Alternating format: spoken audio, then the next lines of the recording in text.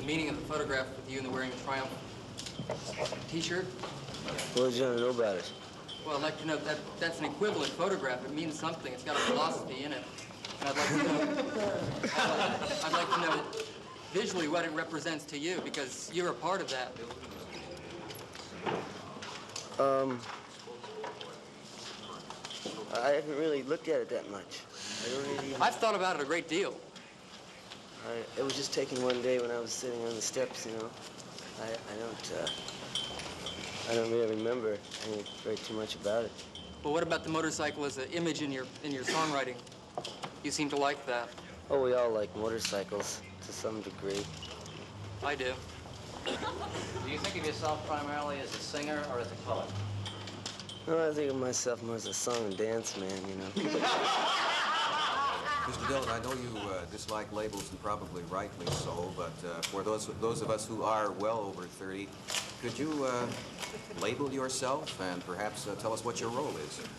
Well, sort of label myself as well under 30. And my role is to, you know, to just stay here as long as I can. You're considered by many people to be symbolic of the protest movement in the country for the young people. Are you going to participate in the Vietnam Day Committee demonstration in front of the Fairmont Hotel tonight? I'll be busy tonight. Do you prefer songs with a subtle or obvious message? With a what? A subtle or obvious message. A message? You mean like, what song with a message? Well, like Eve of Destruction and things like that. Do I prefer that to what?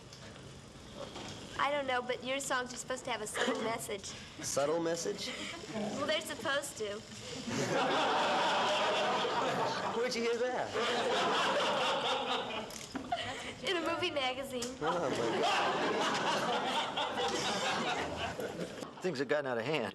You know, it fell into the, you know, you ask me why I write surreal songs or whatever. I mean, that type of activity is surreal.